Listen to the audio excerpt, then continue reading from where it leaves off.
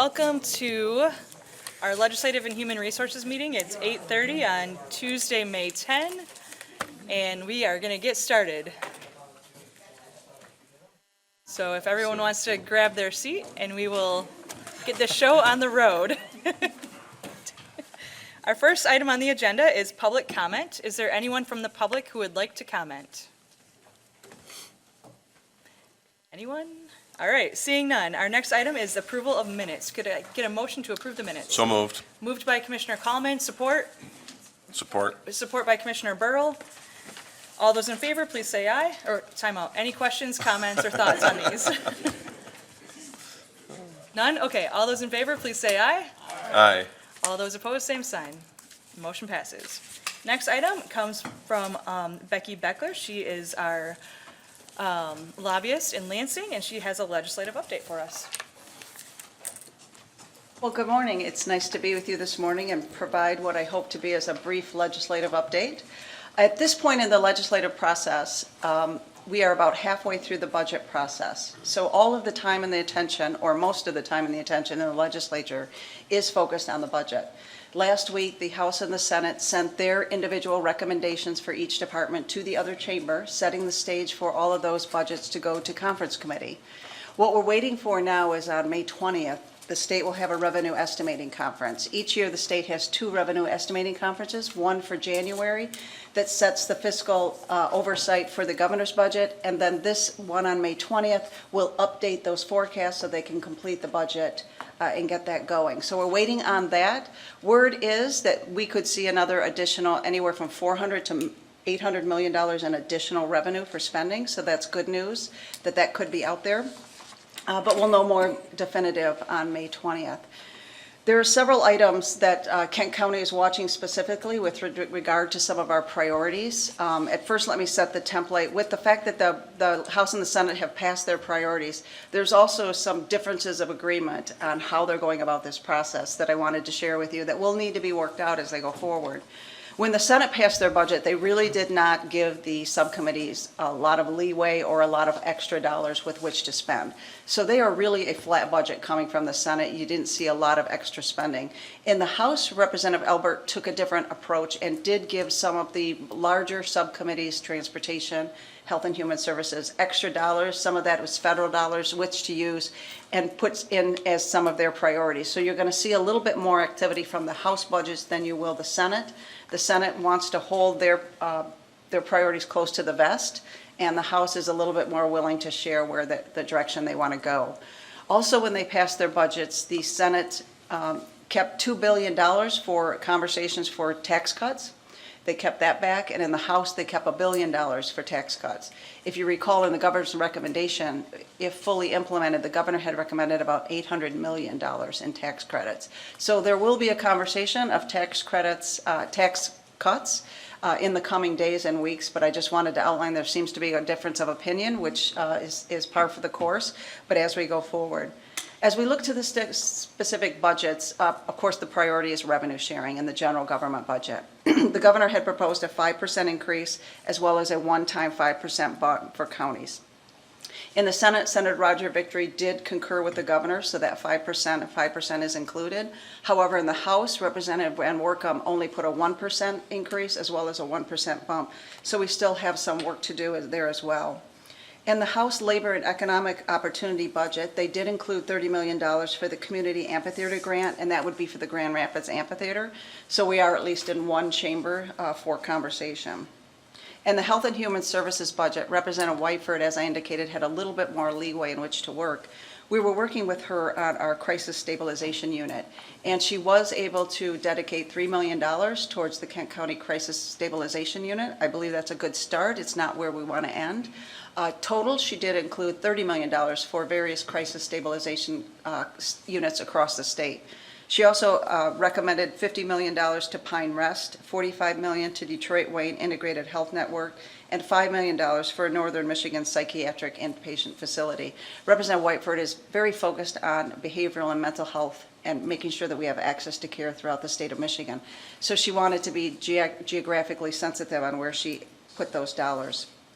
The Senate did not have the same amount of dollars, so they did not include any of those extra dollars. However, in the House, she also included $79 million for the Child Care Fund and $17 million for Raise the Age Fund. In the Senate, they also put $270 million for the Child Care Fund, but only $9 million for Raise the Age, so we have a little difference of opinion there. The Senate subcommittee was able to put some boilerplate in that we were seeking for the West Michigan Partnership for Children. Right now, that is a 5-year pilot project. We're trying to move it out of the pilot stage and make it a full-blown partnership, not the pilot status. So Senator Outman was willing to put in some boilerplate, giving us an option to extend the agreement for another 2 years, and so we're grateful to that. We just need to make sure that the House and the Senate concur on that. And we also have some work to do with the Department of Health and Human Services as well on that, and we will continue to have those conversations. The state police budget for secondary road patrol, we're hopeful that we have some dedicated funding. The House was able to pass alongside their budget some independent legislation which would dedicate funding for secondary road patrol. Right now, it's captured through traffic citations. What they want to do is put in statute that $15 million out of the 4% excise on liquor tax go directly to the secondary road patrol. That way it's always stable. We don't have to rely on the number of ticket citations. And so it did clear the House, and we're hopeful that the Senate will follow through as they go through the budget process.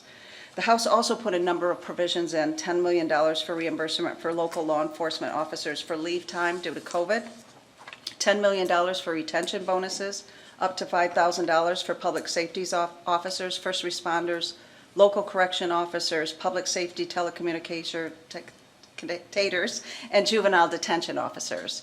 They also put $57 million in to move to Michigan incentive to help try to get additional public service officers to Michigan, and we get either help through pension or retention bonuses or something to lure people into Michigan. So we're hopeful that the Senate would see the value in that as well. The Senate subcommittee also on state police added $1 million to the governor's plan for county road patrol grants, bringing the total to $5 million. In the correction budget, there's $15 million for the county jail and reimbursement program, and $13 million for the community corrections program. In the military and veterans affairs, both the House and the Senate agreed with the governor's recommendation of $4.2 million for county veterans service funds, so that's good news. And in licensing and regular affairs budget, the Senate Appropriations Committee did put in $149 million for the MIDC grants, so we're grateful that that is going to be funded. And also in the transportation budget on the House side, we got a bit of good news that we're hopeful that we can capture through to the end. The House dedicated $750 million for local road agencies, and of that, $481 million would go to county commissions, county road commissions. So we are going to be advocating that the Senate concur with that and the governor's office in final negotiations. So that is where we are with the budget process. As I said, we're only at the halfway point, so we have a long way to go. Following the revenue estimating conference, I'll have more information to you and hopefully a process. Both leaders would like to have this budget done by 4th of July. As you know, that's rarely the case, given the divided government, but I think because it's an election year, there's a more incentive in order to them to get that out. I could see a scenario where they do the budget, but hold off the supplemental, which would be the extra spending, until after the election, so that they have an understanding of where they are as far as the election process. There is also, perhaps as early as today, there could be a vote in the Senate and the House dealing with term limits. As you know, there is a bipartisan group of individuals that have been spearheading a change in the state's term limits law that was enacted in 1992. They would like to change it from 14 years to 12 years. Right now, you can serve 3 terms in the House and 2 terms in the Senate, which bring it to 14 years. This initiative would allow an individual to serve 12 years, but they could serve that all in one chamber if they so chose. They're hoping that that will hopefully solve the revolving door and give legislators a chance to really understand the process within that individual chamber and make that a more smooth process and transition. It would also require financial disclosure statements to be filled out by those running, similar to what they have in Congress. I think it would actually mirror what they have in Congress, and offer some limits as to what lobbyists may provide as far as gifts and any type of food and beverage, a reporting requirement above $25. If the legislature passes, if both the Senate and House pass it by 2/3 vote, it goes directly onto the ballot since it is a constitutional amendment. The other option is they could gather signatures, and that would require 425,000 signatures, and they would have to do that, I believe, by the middle of June, which could be a difficult task. I know they're going about that right now, but I believe both the House and the Senate are poised, and they do have the votes to vote on that and get that done and send it directly to the ballot. I wouldn't be surprised if that happens today. If not today, it will likely happen next week, but they definitely want to get that completed as soon as possible so that will be eligible for the ballot. That's my report. I would be happy to answer any questions. All right, lots of great information. Questions? Commissioner Ponstein. Thank you, Chair Brevi. Welcome. Thank you. So I think I'm in trouble because when I was going for the 4-year county commission terms, I was promising reps that I'd help them if there was ever term limits things. So I might be busy. But I've got just 3 quick questions. I think some of them you might have to get back with me on. First of all, the Secretary Road Patrol with the liquor tax paying that, I think that's a good thing. But the liquor tax pays so much. When they're diverting that money to road patrol now, what's going to be left out? Or where's it going to be taken from? I do not know. I will check on that. Okay. And then along those same lines, I was reading in MERS on one of the budget bills, there was a allocation for like $680,000 to combat retail crime, which was going to target some of these small businesses that have been hammered through COVID. And at the last minute it was taken out. Can you find out who was responsible for putting that in first, and then why was it yanked? So I believe that is a priority of the Attorney General, but I will find out why it was pulled. That probably answers my question then, so. And then finally, talking with the governor's budget people, I mean, the money's gonna dry up someday, and we're gonna be back to fighting for not 5 and 5, which is a lot of money, but it's gonna dry up. Is anyone concerned in Michigan that this amount of spending that we're doing won't be able to be maintained? We'll build it up and then have to cut? Well, I think that's why with the federal dollars, they're being very careful that it is spent on one-time funding. It is a requirement that if you're requesting that, it can't be anything that is ongoing. And with the budget, I think the governor's office, as well as the budget office, is very concerned about tax cuts because that is something that continues on year to year. And as you know, we have a tight budget. We haven't increased the amount of money we're putting in a budget for years. So yeah, there's definitely concern, but we also have, the state is also sitting on a significant amount of money. The federal dollars, you have to spend it or give it back. They've decided they don't want to give it back. But we do have quite a bit of surplus just from the general fund that they need to figure out how much they want to put in the rainy day fund and how much they want to invest. From the House and Senate side, a lot of it is they want to dedicate to paying down debt or pension debt, which be one time. And so there is a thoughtfulness to that to make sure that what they're doing isn't straddling the next legislature. So with the last point, paying down pension debt, so if you're in a county that's got a fully funded plan? And you would probably not capture those dollars. I know we did have conversations with Representative Albert to give him some ideas as to, in some of these other funds, which would allow counties that have done the right thing, if you will, for years, to have some dollars available to them for other programs that they might need. Thank you. All right, other questions or comments? No one? All right, well, we'll follow up with you on those questions, and thanks for the report today and all the work that you do. We look forward to hearing, after May 20 and all those other details. Thanks, Becky. All right, next item on the agenda comes from the Equalization Department, and we have Matt Wolford here to share some performance measurements with us today. Welcome, Matt. Good morning. Thinking about this report a little bit, and I thought, I've been doing this for a number of years, and I know the department quite well. So I represent 14 property tax mapping and appraisal specialists, and it's my privilege to be here today to talk with you a little bit about our department and some of the things that we've done over the past year. So equalization encompasses quite a bit of things. We are your representatives, and we study the real estate markets, and we study the change in value over time. We also help the board administer all aspects of assessment administration on the valuation side and also the property tax millage side. So whether it's a residential home or a recent sale, industrial, agricultural land, doing property tax mapping, and we're getting more into data analytics. We cover a wide range of things across the real estate spectrum on your behalf, and so it's my privilege to be here today representing my team of 14 professionals.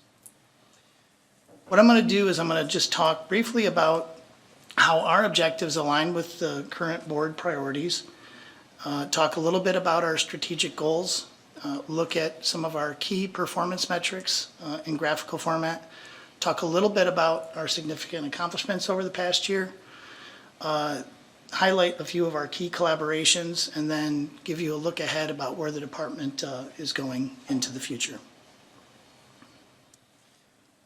So our focus and all of our goals are in alignment with the goal of economic prosperity. So the economic prosperity goal of the board is to focus on sound fiscal management and policies and procedures to support the economic prosperity. We all know that Kent County is the center of economic activity, and pretty much all of our goals are really in alignment with this primary strategic goal. So our mission statement, when I paused at the beginning, I was thinking about our mission statement, and I was remembering working with Al Vanderberg during his first stint here at Kent County, and we went through the process where departmental mission statements were developed. And this process to provide for a fair system of property assessment and taxation and to provide professional mapping services for all the cities and townships in Kent County was amazed, and I know the board has been through lots of mission statement work. That thing used to read like almost like a paragraph, and it had all kinds of details in it. But it's really pared down, and I really think it does capture the essence of what we do here in the Equalization Department. So from that mission, we've distilled 3 key strategic goals. The first one is to project and monitor accurate values, both the valuation and the millage rate, as I mentioned earlier. The second is to pervert the public land survey system, and we'll talk a little bit more about the remonumentation program later, but that is one of our key objectives as well. And the third sort of key departmental strategic goal is to provide those professional mapping services. So there's over 250,000 parcels in Kent County. As I've said off before, our job is, if that's a big jigsaw puzzle, is to make sure that all the pieces fit together and that there's no gaps and no overlaps in that parcel fabric. So what I'm going to do is I'm going to talk just a little bit about our key performance metrics. And a key one is we annually conduct an assessment roll for all of the 30 municipalities, cities and townships in the county. And we audit these rolls by property class each year. So there's 30 government units, and on average, there's about between 4 and 6 active property classes: agricultural, commercial, industrial, residential, and then on the personal side, commercial personal, industrial personal, utility personal. So it's our job to represent you to make sure that the assessors have essentially hit the annual change in projected taxable value and have come in at that 50% of market value. So in order to do that, each one of those property classes has to be studied individually, and we do that each year. And this is just an indication of how that activity remains fairly consistent. Equalization, our numbers pretty much are fairly static. Our calendar is controlled by the annual property tax cycle. So I can't really develop a stretch goal and say I'm going to do 160 classes next year, because that's just not what it is. So I apologize if we're boring and stable, but maybe boring and stable is not so bad. So we do this by measuring the market. And our appraisers go out on each individual agricultural, commercial, and industrial sale, and they do a sale review of that property to find out where our current assessor's manual and all of our indications from the assessor's manual are comparing with the current market. And so each year, we go out onto sales. This past year in 2021, we went on 418 of those agricultural, commercial, and industrial sales. We go out on all of the sales that occur, and that's what we do. We gauge where the market has gone compared to last year's assessment level in the assessor's manual. We also conduct on-site appraisals. So we study the sales, so we're changing the market. But in these classes of property, in agricultural, commercial, industrial, there's not enough sales activity to measure the market directly. So that is why each county in the state of Michigan employs professional appraisals, and we go out and we do independent appraisal work, much like a fee appraiser would do. And each year, we set a goal of evaluating at least 1,800 properties in agricultural, commercial, and industrial. So why do we do that? We do that so that we get a large enough sample set when we combine the sales studies and we analyze the market, and then we combine that with opinions of value from our professional appraisal staff. Those appraisal evaluations end up acting in the place of a sales study. So that is how we do it. We measure the market in two ways, through the appraisal studies and through the sales studies. This past year, we did 2,250 of the on-site real property appraisals, and we have 4.5 full-time equivalents. It came out to 500 parcels per appraiser that go out there and doing independent appraisal work. So this next one is lined with our strategic goal of preserving the PLSS. So today I thought we've had some turnover on the board. I thought it would be worth just bringing some examples. The Kent County Remonumentation Program was a program that was established in 1980, and it was an effort to go through all of the county and systemically replace all of the historic monuments that were originally placed by the I'm trying to think of the historic Bureau of Land Services, BLM, Bureau of Land Management, or its predecessor. Al's a bit of a historian. He can correct me on the organization name. But originally, when the land was cleared and the monuments were settled, there were a lot of historical things, a lot of wood posts, tie a yellow ribbon around the old oak tree. There was witnesses to physical landmarks in the past. And over time, as people came through, these monuments, these original wooden posts, were replaced by modern inventions such as double-barreled shotguns. And this one is labeled as it's a muzzle-loading shotgun barrel found in the east quarter section of Tyrone Township. So this was one of the modern monuments of 100 and some years ago. This one is actually an iron monument from the village of Lowell. It's labeled as 1870. So this would have been real cutting edge in its day.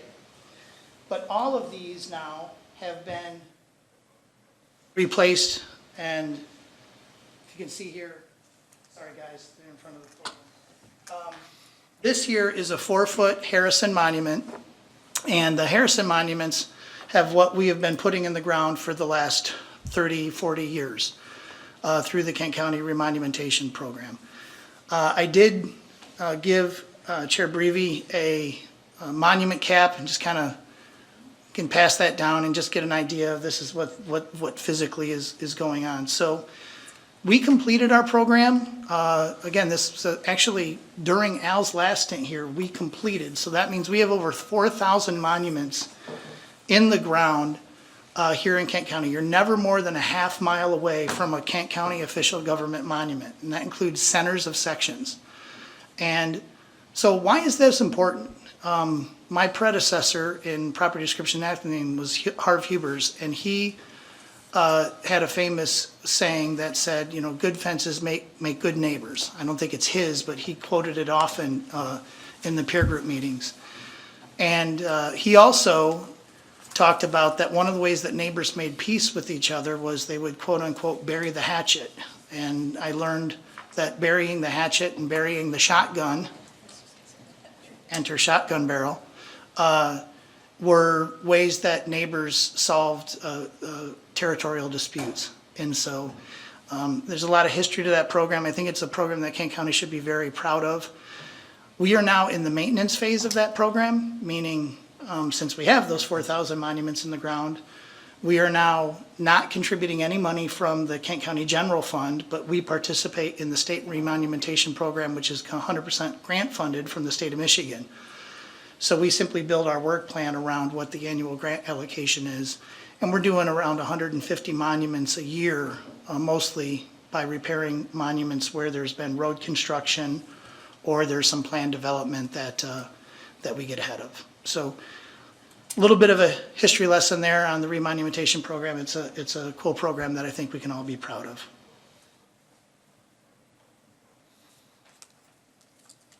So on that foundation then of the remonumentation, our property description and mapping division maps all of the changes.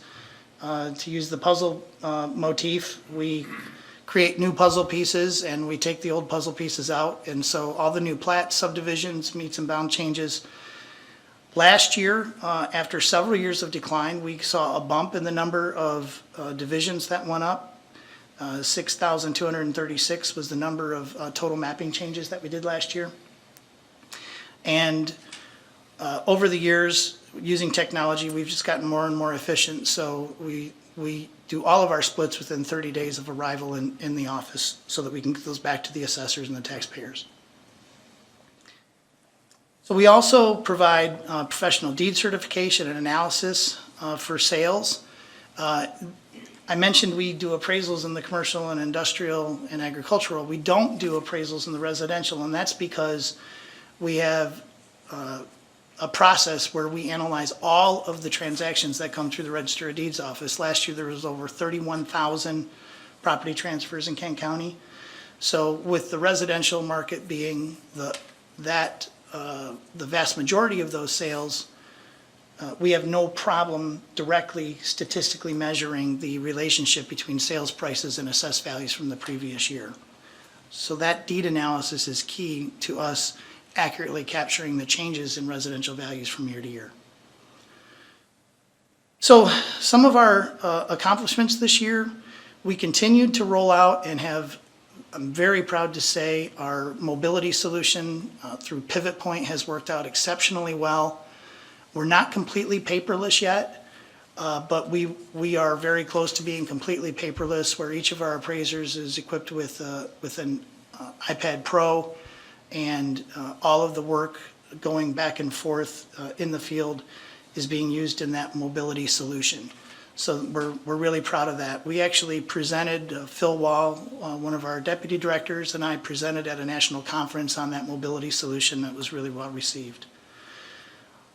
Another thing that we did as a group as a team in equalization is we were very much champions of CAMA data standards, and we led really a multi-year effort to bring those standards into compliance. They have now been adopted by the State Tax Commission, and the State Tax Commission's CAMA data standards went into effect in this 2022 year. So that means every township and city in the state is much more standardized, and our ability to analyze that data has been significantly enhanced because of those efforts. This year also, the Kent County team worked with the state of Michigan, and we piloted the new Michigan Equalization Gateway System, which is a new state system. We were a pilot county with that, and that became operational in this 2022 year as well.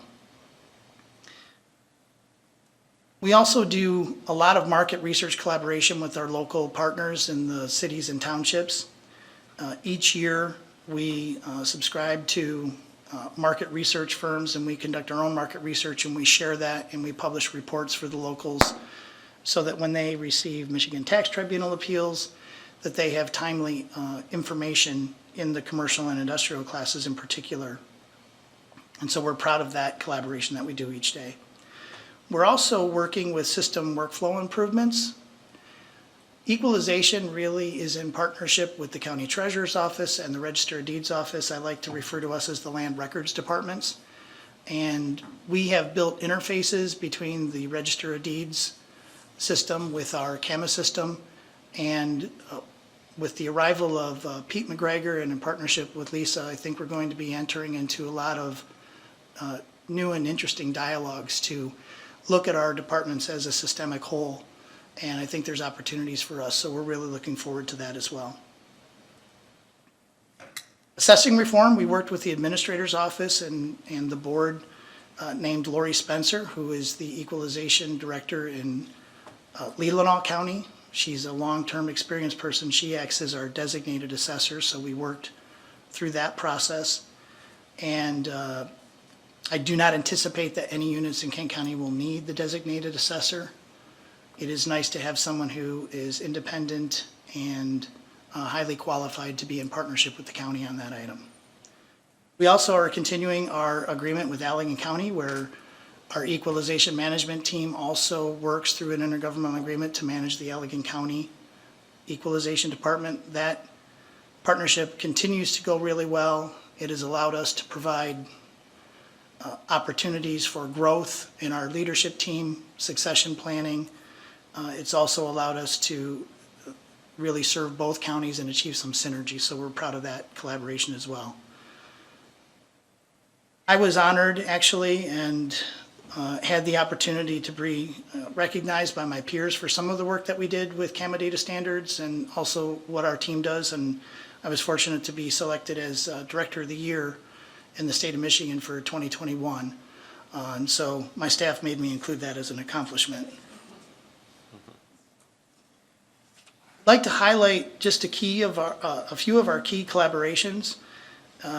We work with the Regis Agency, we work with the local units, we work with the Sheriff's Department, we provide addressing for 911, we work with all of the internal county departments, we work with Allegan County.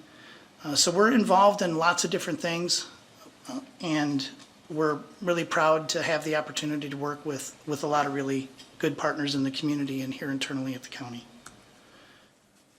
Looking ahead, we are working more with Power BI, which is data analytics software. It's the next generation of spreadsheets, basically. It brings a lot of visuals to play, so we continue to work with that. We also are very much incorporating technology into our workflows. COVID changed a lot of things. We had been working toward a mobility-first posture for our appraisers because our appraisers are mobile most of the time. So our adjustment to the workflows was pretty seamless.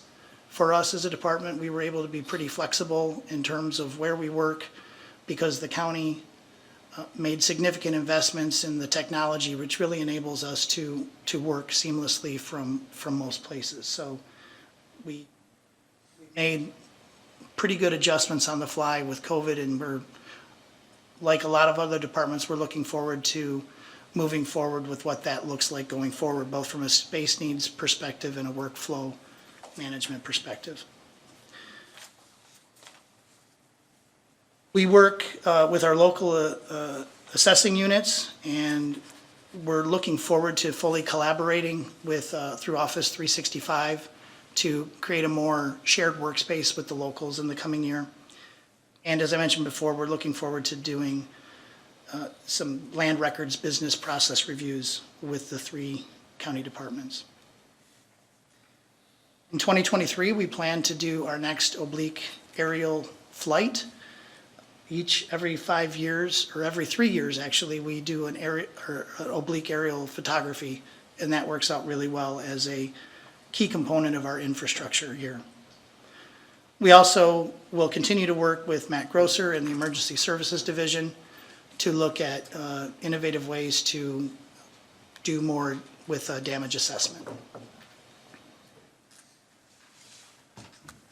That's my overview. I'll be happy to answer any questions that you may have. Again, thank you for the opportunity to present this morning.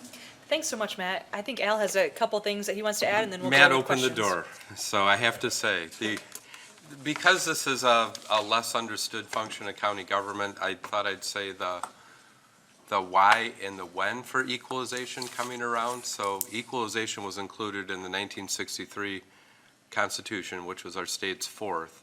And it happened because the why of it is different communities were using different measures for assessment. So one might use 25%, one might use 60%. So the state landed with this act as 50% of SEV as being mandated for everyone to use, and required that each county have an equalization department to balance the different property classes.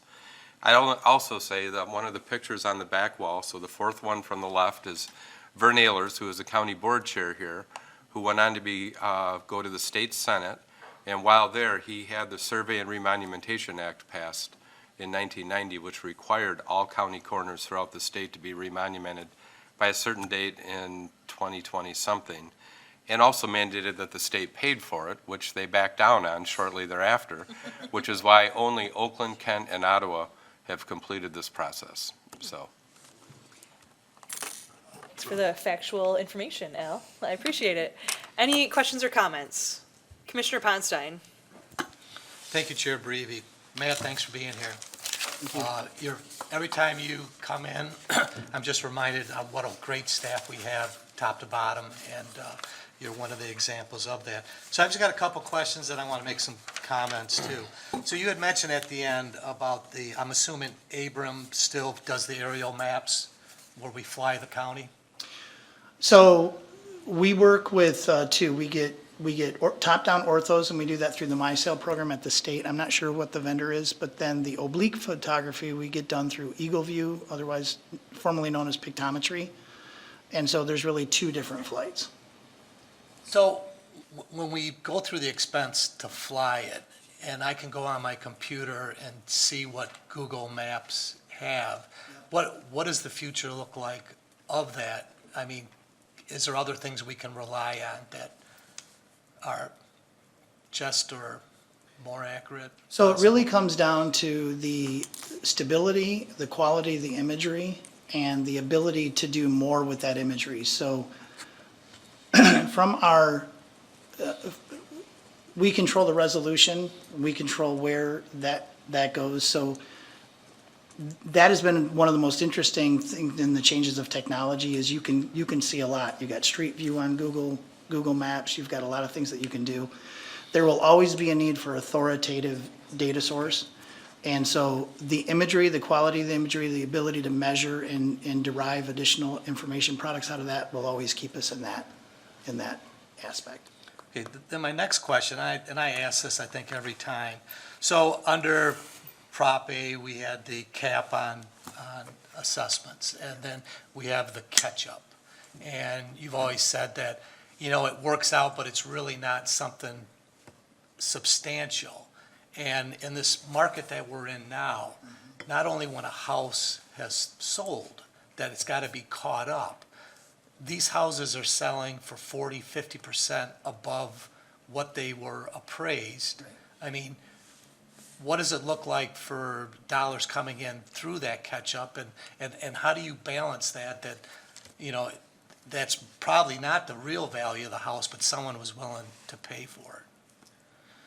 Yeah, so I've used the analogy in the past that assessments in general are a lagging indicator. So the sales that are selling for 40% or 40,000 over the list price, those are tomorrow's records, right?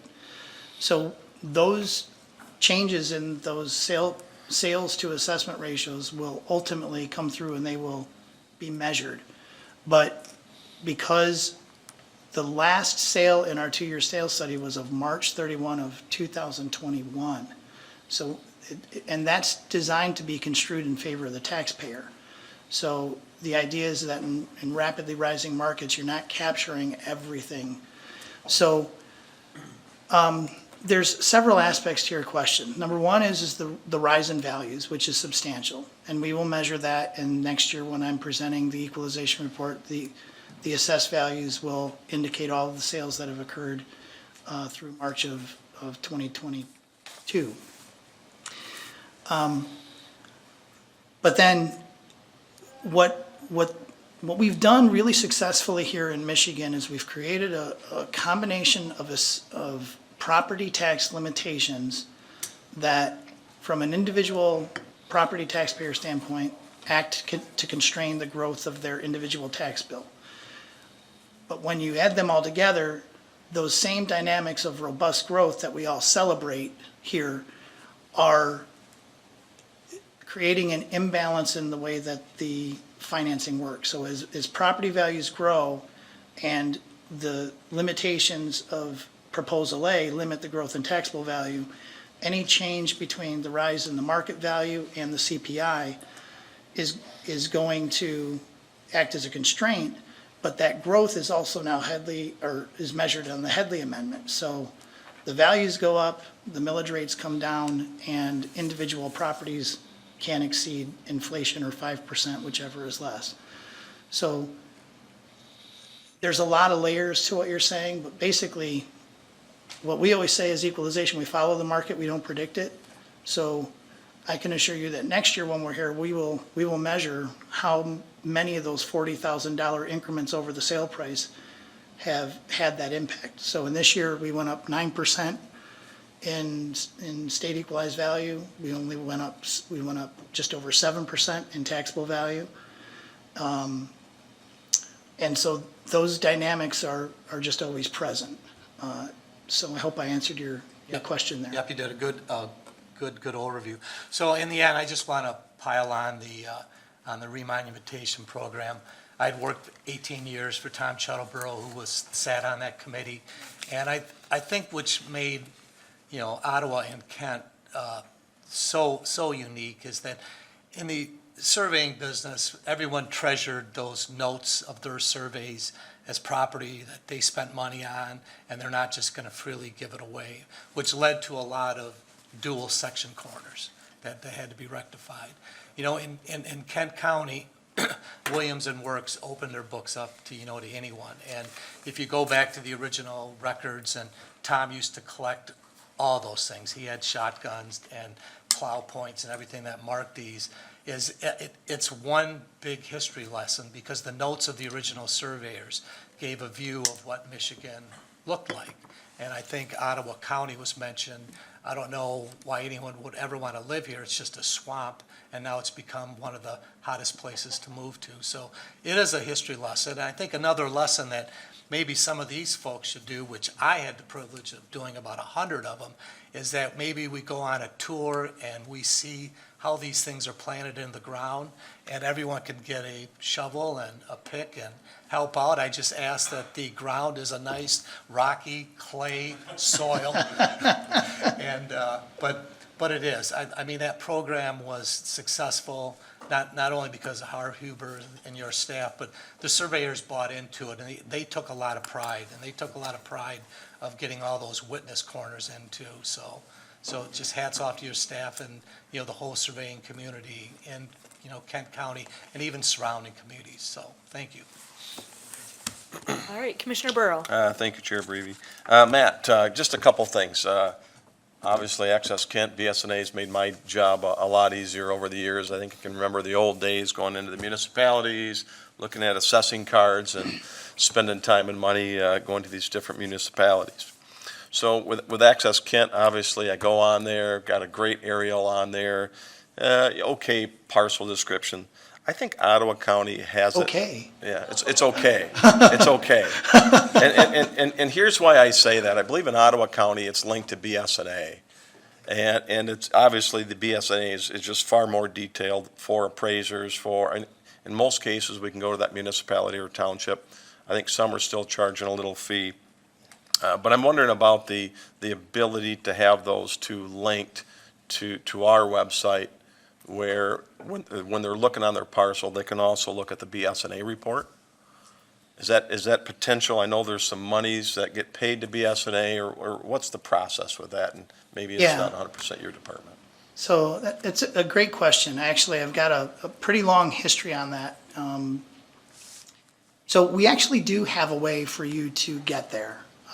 We just do it through our Access Kent portal. If you're within a parcel and you click on local summary, it provides a direct link and it directs you to that local unit site. So we've addressed your question specifically to do that, and I'd be happy to, get with you afterwards. BSNA does provide a direct link with the county, and other counties do that. We decided, when I say we, several years back, it was decided that we were going to keep our Access Kent the preeminent one because we have a lot of investment in that way of looking at it. We can have a discussion in terms of we can provide a better way to link to that.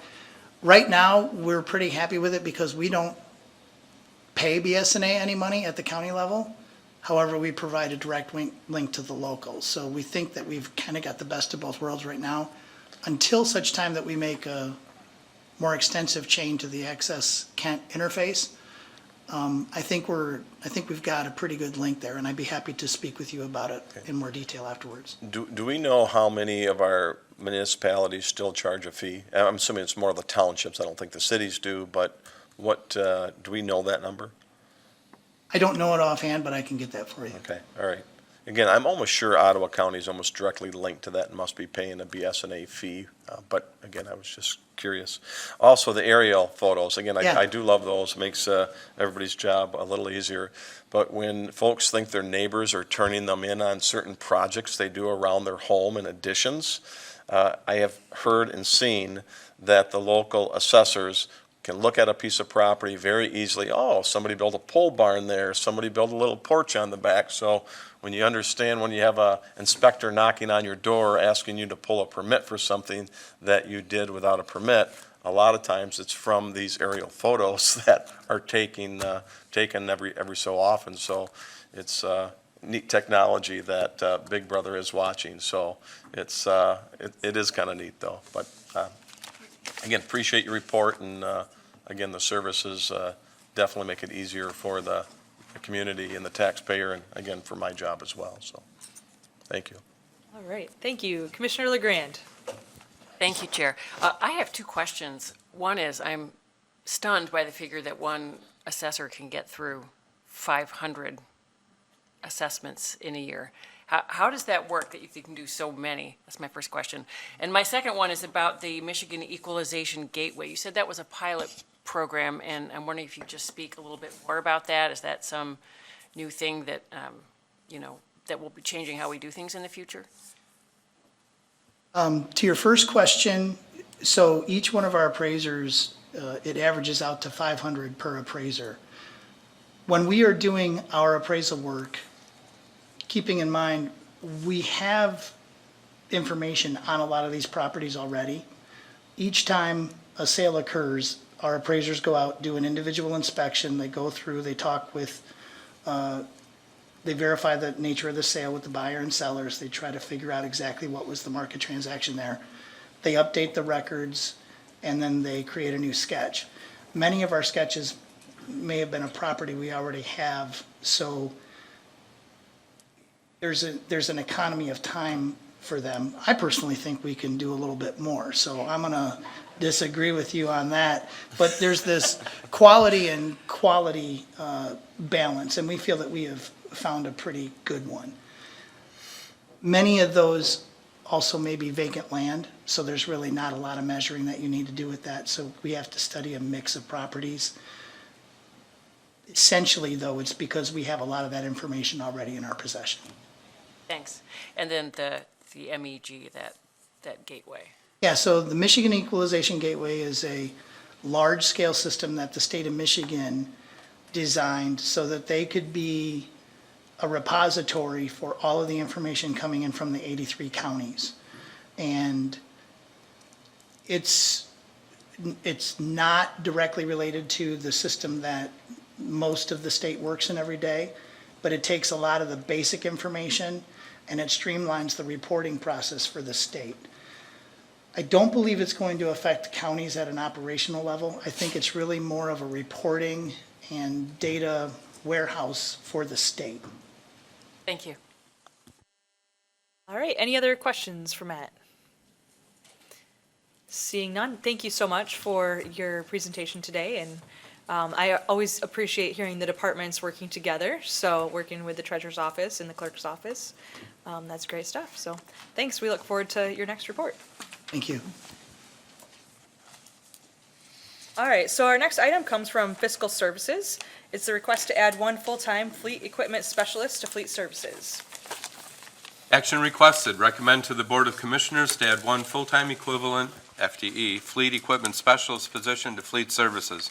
The fleet services garage currently services 303 county vehicles and equipment with a 4.0 FTE positions. Prior to recessionary cuts, the fleet services garage had 6.0 FTE positions. In 2012, the fleet services garage serviced 206 vehicles and equipment. Since that time, there have been 72 new vehicles and equipment added to the fleet, and 25 vehicles and equipment previously maintained by outside vendors are now being maintained by Fleet Services. Additionally, Fleet Services has taken on more complex repairs, including transmission rebuilds, electrical modifications, and specialized equipment maintenance that were formerly outsourced to other vendors. The Fleet Services garage is inadequately staffed to efficiently service the increased number of vehicles and equipment in the fleet, cover leave time, and take on unplanned work. The annual cost of salary and benefits for the position is $70,977. So there's a motion by Commissioner Ponstein. Is there support? Support. Support by Commissioner Burrow. Any questions or comments regarding this item? Commissioner Burrow. Just one question. I gotta believe, are these positions gotta be pretty tough to find folks today? I know it was very difficult to find heavy-duty mechanics when we were looking for one in Wyoming several years ago, but what's our outlook with trying to find somebody for this position? You know, I am not sure, but I have people here that can answer that. They're all looking at each other right now. So, And then, I guess, maybe to add on to that, is that salary adequate? I mean, it sounds good, but how is that compared to market? All right, we have Cal Brinks here, and then maybe Amy will add some more details too. Good morning. So to answer your first question, yes, it's very difficult to find it. This position installs aftermarket equipment, sirens and computers and a whole host of other equipment. So it requires a very highly qualified person who handles electrical mechanics. And yes, they're hard to find.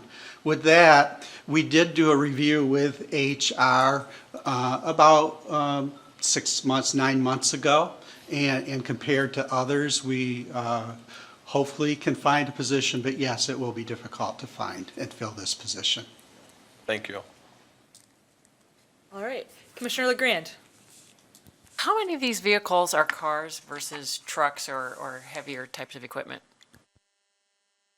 Approximately 230 or so are vehicles, and then there's special equipment after that. And they're vehicles as in over the road and pickup trucks and things like that. Specifically cars. What I'm wondering is, I know we've built in infrastructure for charging, and I'm wondering if, I know that trucks are not very practical probably for electrification, but in terms of electric cars needing so much less maintenance, I'm wondering how many are just literally cars?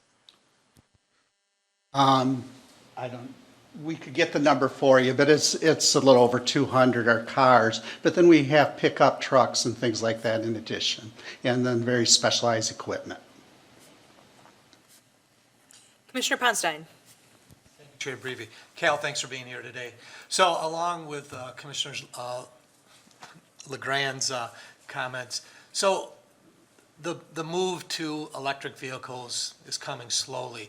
Are we updating our staff as we go that, I mean, there's less moving parts, but there's more detailed electrical parts to be able to transition with the current workforce, that they can transition to working on the non-traditional, new traditional electric cars? We are, and we're concerned to look at that. We're not quite there yet for our type of fleet, mainly because of the decentralized structure. You need to have a system to charge them and so forth, and that needs to be built.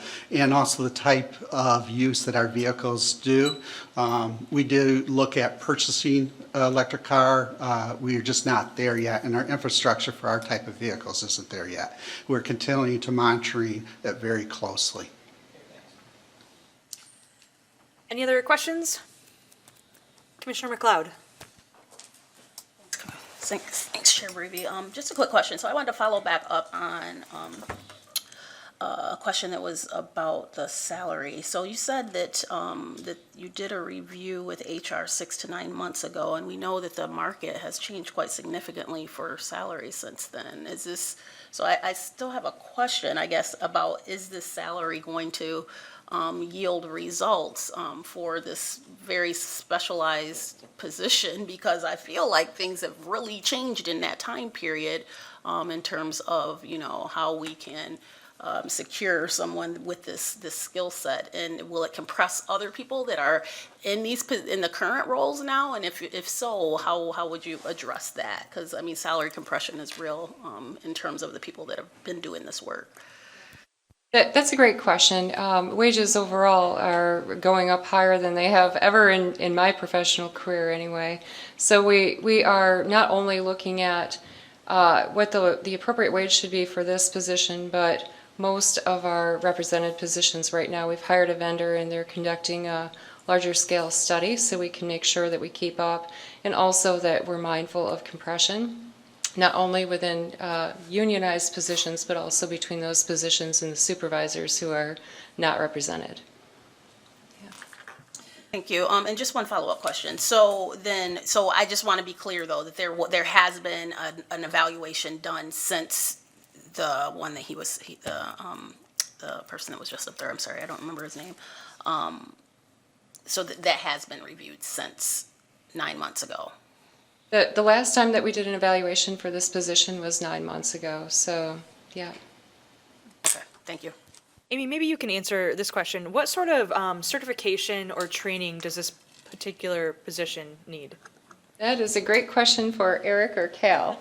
Why don't you come up to the microphone, because we have live streaming going on, so they'll be able to hear you too. Eric is our fleet's supervisor. He manages the day-to-day operations of the garage. We did bring pictures, if Madam Chair, if you'd like to see it, of the complexity of what a vehicle looks like when it's being built. And so we'll let Eric answer the question, and then I'll pull it up, and I have just 4 or 5 pictures of what it looks like to help you in context. Okay, come on up, Eric.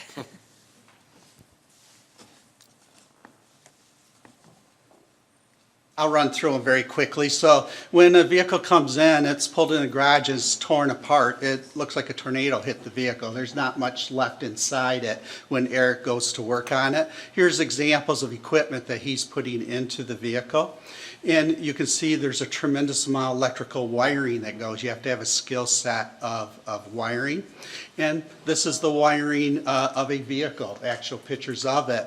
Now remember, when you're putting in this equipment, is doing a lot of draw, but it's also connecting to the vehicle as delivered from the manufacturer as a brand new vehicle. And you can really mess up the vehicle if you wire it wrong, and it just won't work. Or it gets out in the field as a safety issue and it shuts down.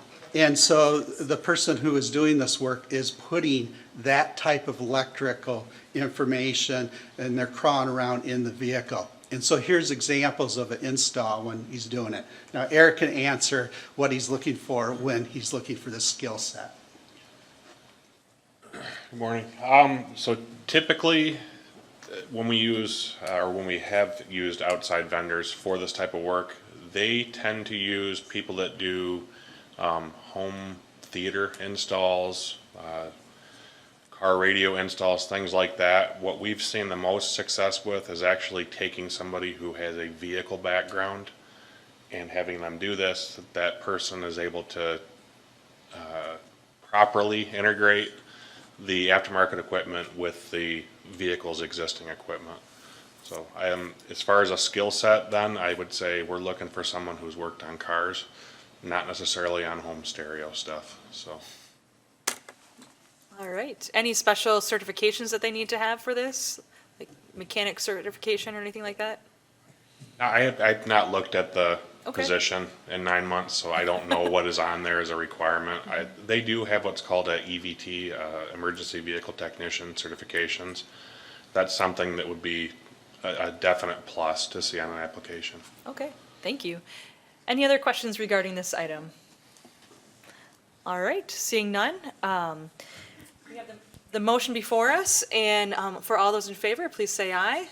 Aye. All those opposed, same sign. Motion passes.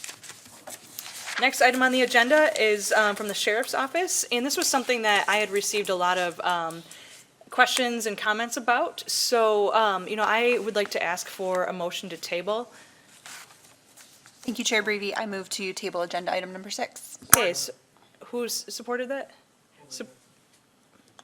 We all support it. Okay, Commissioner, we'll go with Commissioner Ponstein. So, motion to table, seconded, and any questions or comments on this at all?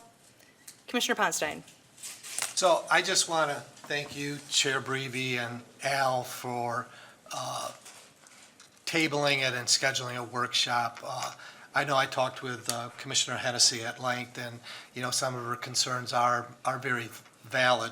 I think at the end of the day, I think during COVID, I had made the comment, it's just the overwhelming burden that's put on the health department on having so many different things and just having one person out there on the front line, not just to deal with COVID, but then everything else that's going on within that department. So I think it's a step in the right move. I'll be waiting to hear how Al presents this and what our long-range goal, not in just this department, but other departments, to kind of take the burden on of everything that's on one person's shoulders. So thank you for doing that. And the work session will be on Tuesday after finance. So any questions or comments regarding tabling this item? All right. Now, all those in favor of tabling, please say aye. Aye. All those opposed, same sign. Motion passes. So we'll take that up at our next meeting, which will be, actually, we're going to take this up on June 7, so a few weeks from now. But any questions, before the work session, please let us know. All right, our next item is Commissioner Miscellaneous. Is there anyone that has anything miscellaneous to mention today? One item that I have is I've asked Commissioner Kallman and Commissioner McLeod to join me in interviewing for our open position on the airport board.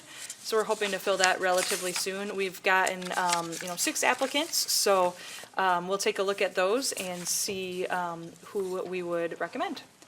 Commissioner Hennessy. Thank you. In the written reports that we provide to commissioners, I talked about the Area Agency on Aging of Western Michigan. The executive director is retiring, so we have a search. And this search, the applicants are being received through May 22nd. As of yesterday, we already had 108 applicants. That's Yes. incredible. That is incredible, so I thought I would just bring that up today.